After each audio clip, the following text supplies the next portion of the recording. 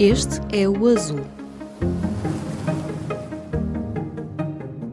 Viva! Eu sou a Aline Flor e este é mais um episódio do podcast do Azul, a secção do público sobre ambiente, crise climática e sustentabilidade. Hoje vamos falar das chamadas novas técnicas genómicas. Mais de 20 anos depois da legislação europeia sobre organismos geneticamente modificados, a Comissão Europeia voltou a pôr o tema em cima da mesa. Debate-se desde julho de 2023 uma proposta para a regulação de plantas geneticamente modificadas produzidas com recurso às novas técnicas genómicas.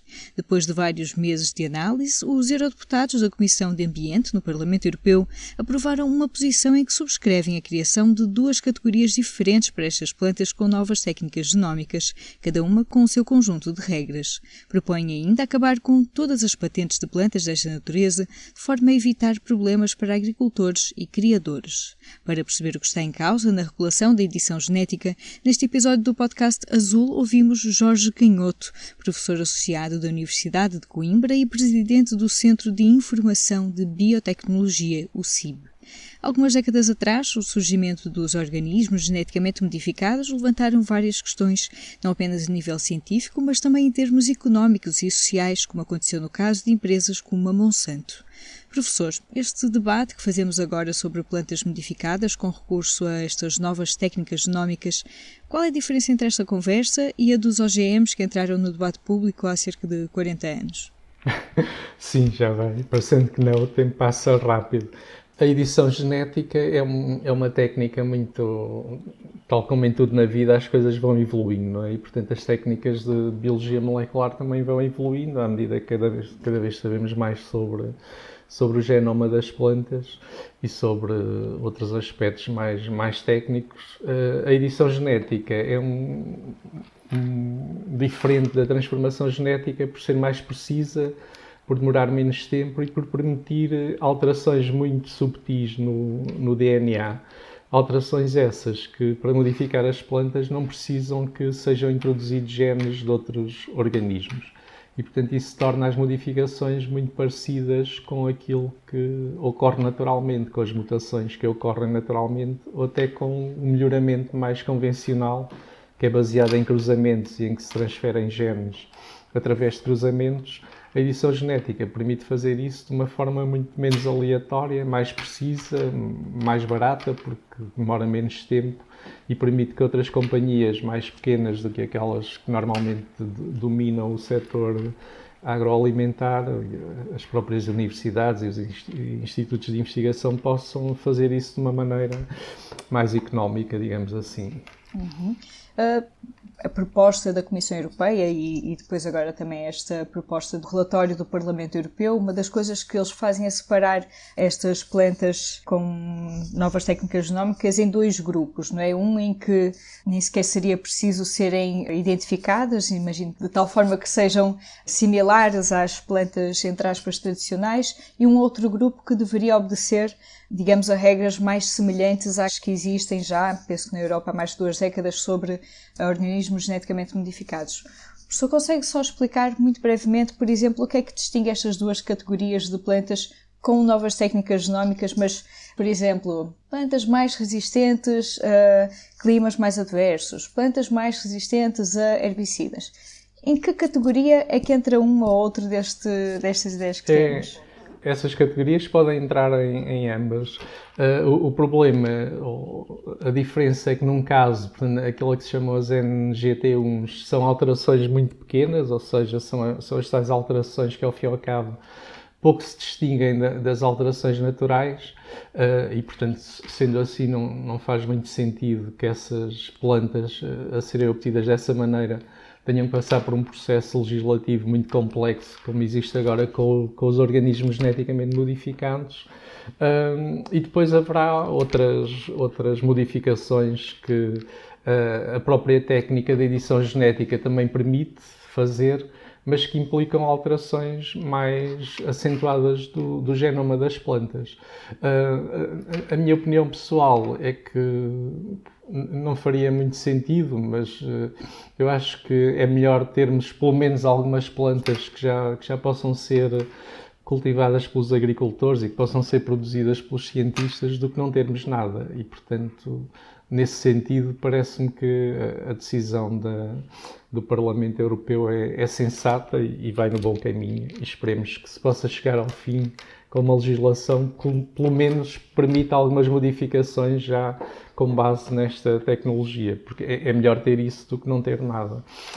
E depois o tipo de modificações podem ser modificações que podem levar a plantas mais resistentes à seca, por exemplo, que sejam mais eficazes do ponto de vista fotossintético, da absorção de elementos minerais. Ao fim e ao cabo, plantas que ajudem a aumentar a produção, ajudem a produtividades cada vez mais elevadas, permitam fazer face a um planeta que tem uma população que não para de aumentar, não é? Nós estamos aqui neste cantinho e não somos poucos, mas na realidade já somos 8 mil milhões, com tendência para aumentar. Temos as alterações climáticas que trazem novas pragas e novas doenças e novos desafios, e esta tecnologia pode ajudar muito nesses aspectos. Para além de modificar as próprias plantas, ou seja, no sentido até muitas vezes de uma melhor segurança alimentar. Há algumas plantas que têm compostos que são alergénicos e que podem ser eliminados por esta tecnologia. Estou-me a lembrar dos amendoins, por exemplo. Há muitas pessoas que são alérgicas, mas é só um exemplo dentre o grande leque de possibilidades que se abre com esta tecnologia.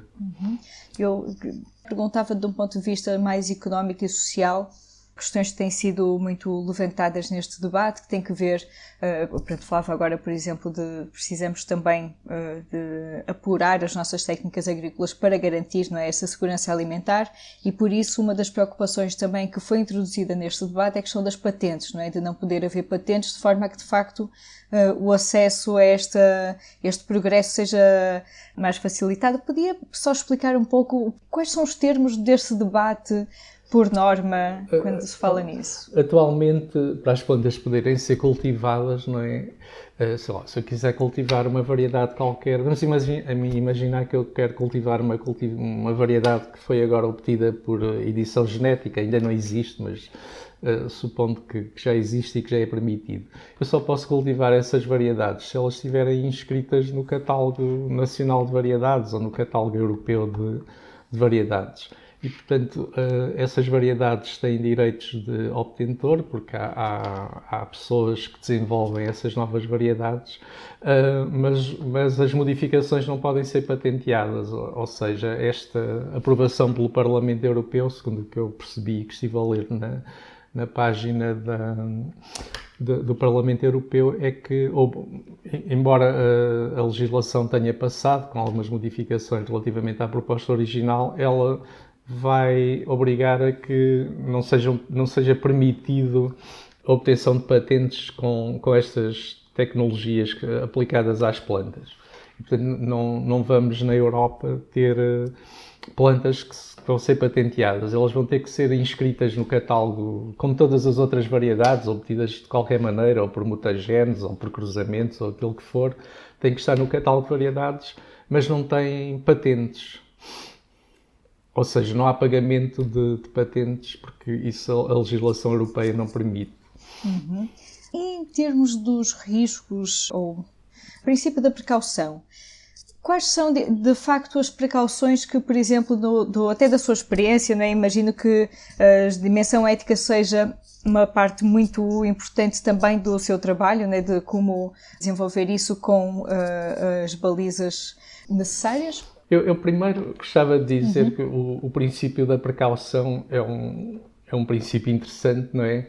Mas se nós levarmos o princípio da precaução à letra, quer dizer, nós não fazemos nada. Eu não saio aqui da minha secretária porque posso cair nas escadas. Todos os anos em Portugal morrem dezenas de pessoas em desastres de tratores e então ninguém pode andar de trator, enfim. Mas o que eu queria dizer agora de uma maneira mais a sério é que os países têm entidades reguladoras que regulam os alimentos que são consumidos. E, portanto, nos Estados Unidos é a FDA, na Europa é a EFSA, em Portugal é a Direção-Geral de Alimentação e Veterinária. E, portanto, essas entidades são responsáveis por controlar aquilo que é produzido em termos alimentares. E, portanto, se algo não está de acordo com a legislação, não pode ser comercializado. E parece-me que, a partir do momento em que a legislação permite que estas plantas possam vir a ser utilizadas e se elas não colocarem, obviamente, nenhum problema em termos de saúde ou em termos ambientais, não vejo porque é que tem que ser aplicado o princípio da precaução, quando ele não é aplicado a outras técnicas que têm um resultado semelhante. Eu posso obter plantas por mutagênese, essas plantas chegam facilmente ao mercado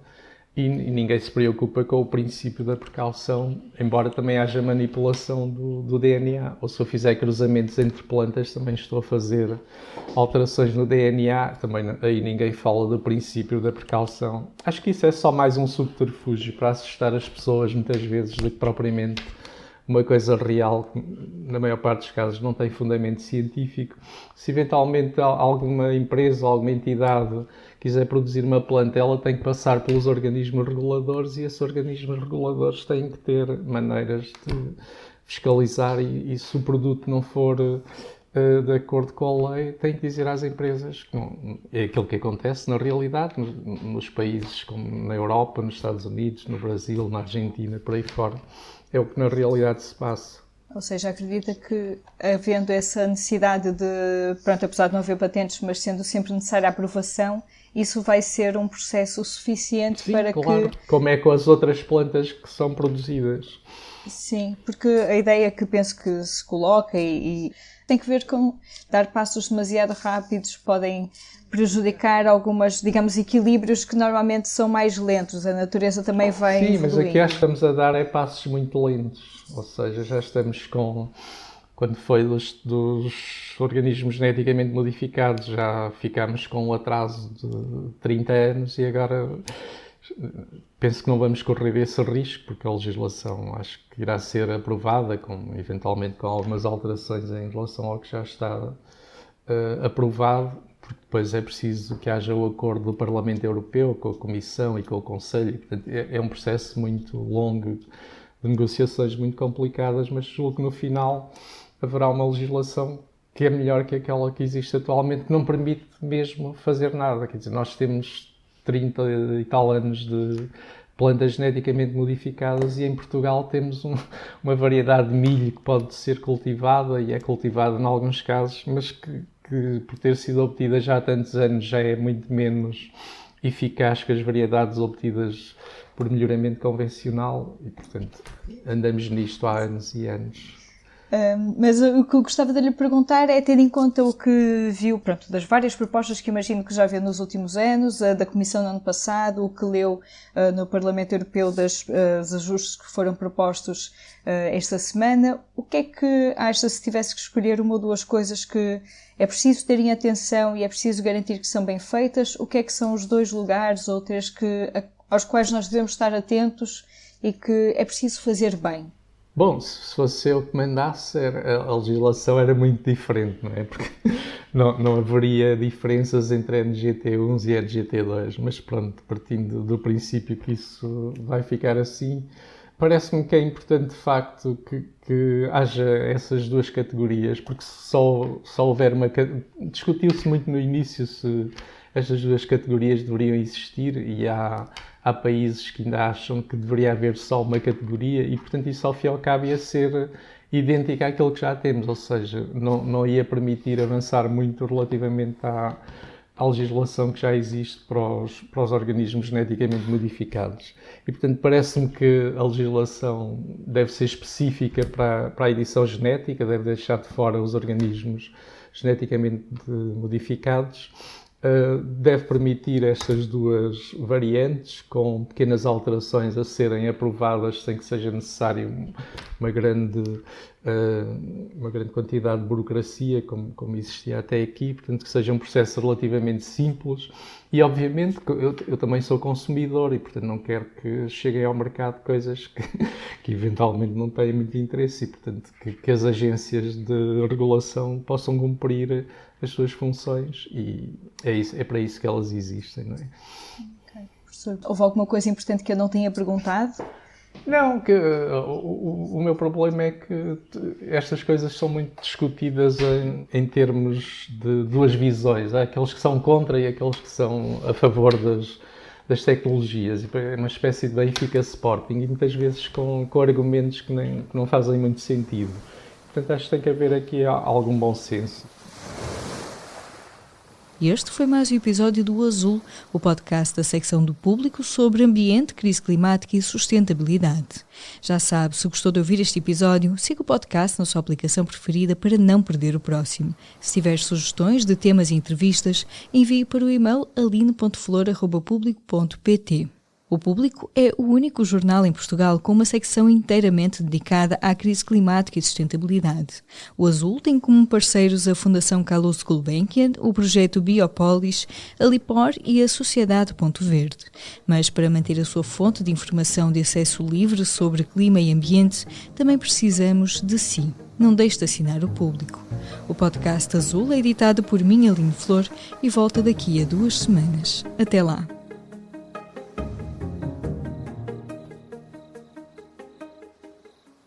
O Público fica no ouvido.